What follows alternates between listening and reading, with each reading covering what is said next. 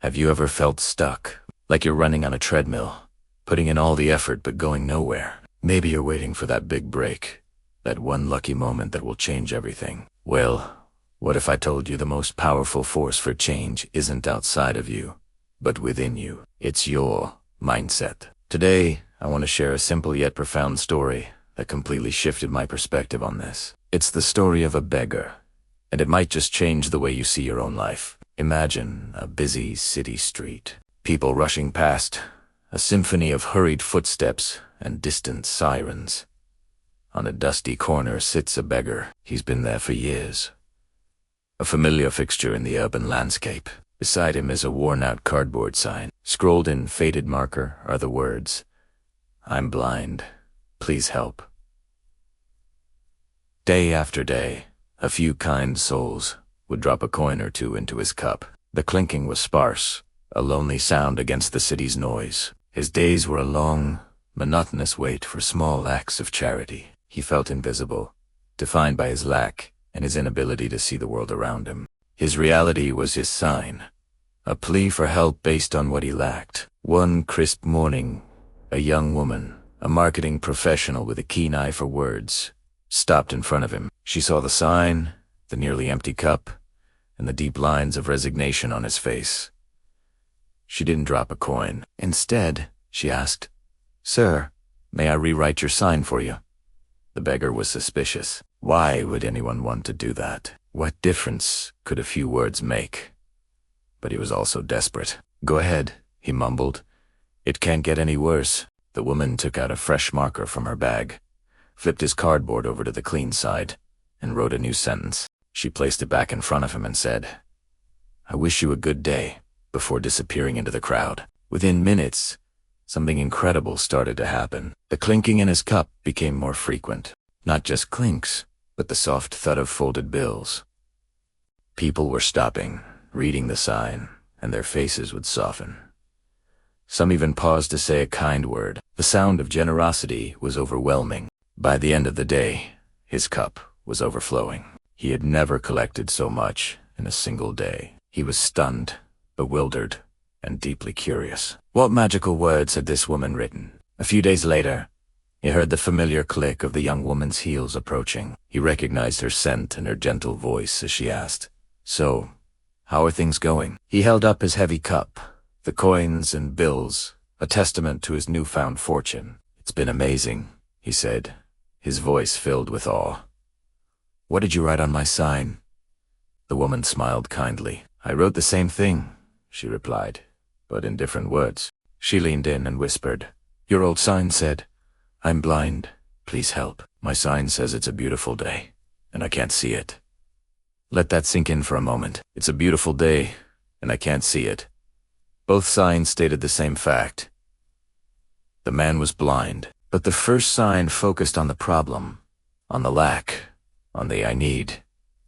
It invoked pity. Pity is a fleeting emotion, and it often makes people uncomfortable. They give a little to ease their own discomfort and then hurry away.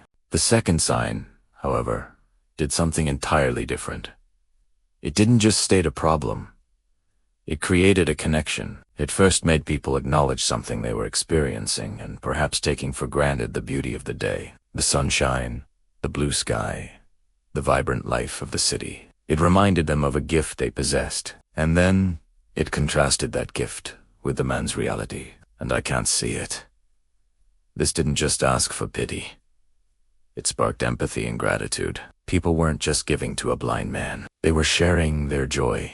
They were expressing gratitude for their own sight by helping someone who didn't have it. The focus shifted from his lack to their abundance. It transformed a simple plea into a powerful, shared human experience. This story isn't just about clever marketing or wordplay. It's a perfect metaphor for how our mindset shapes our reality. The beggar's original sign represents a victim mindset. It focuses on what's wrong, what's missing, what we can't do. "I'm not smart enough. I don't have enough money. I don't have the right connections. I'm unlucky." When we frame our lives this way, we're essentially holding up a sign that says, "I'm broken, please help." We wait for the world to fix us, to give us what we lack. And just like the beggar, we might get a little bit of help here and there. but we remain stuck, defined by our problems. The second sign represents a growth mindset, an abundance mindset. It acknowledges reality but frames it in a way that connects, inspires, and empowers. Instead of focusing on what's missing, it highlights what's present. It's about shifting from I can't to how can I. Think about your own life. What's written on your invisible sign when you face a challenge?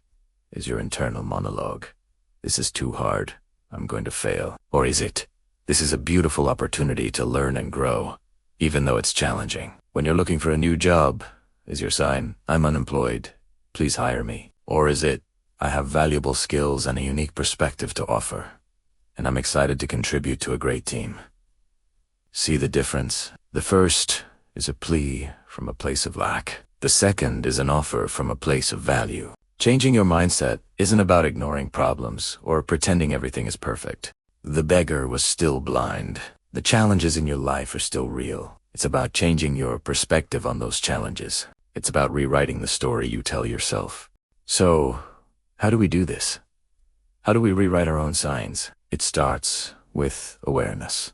Pay attention to your thoughts, especially when you're feeling stressed or discouraged. What are you telling yourself? Are you focused on what you can't control or what you can? The first step is gratitude.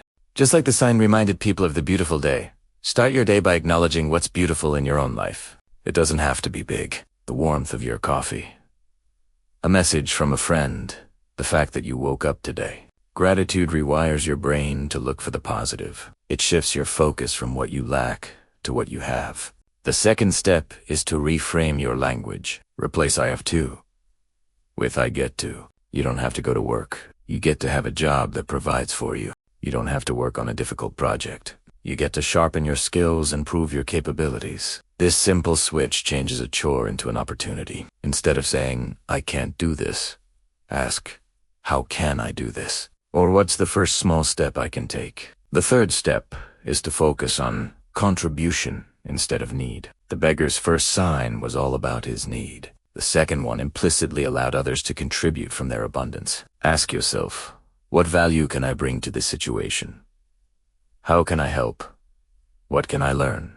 When you focus on contributing, you move from a passive, receiving state to an active, giving one. This not only makes you feel more empowered, but also makes you infinitely more attractive to others, whether in friendships, relationships, or your career. The beggar's life changed, not when he got more coins, but when the message he was sending to the world changed. The coins were just a result of that change. Your life will change, not when your external circumstances magically improve, but when your internal mindset shifts. Your circumstances are often a reflection of your mindset. So I ask you again, what's written on your sign? Is it holding you back, keeping you in a cycle of want and waiting? Or is it empowering you, connecting you to the abundance around you and within you? You have the marker in your hand. You have a clean side of the cardboard waiting. You can choose to keep the old message, the one that isn't serving you. Or, right now, you can choose to flip it over and write something new, something that acknowledges the beauty of the day, the strength within you, and the incredible possibilities that await when you change your words, change your mindset, and ultimately, change your life.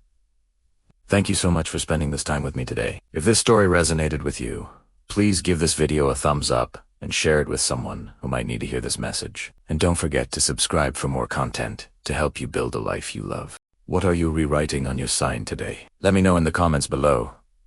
I'd love to read them. Until next time, keep growing.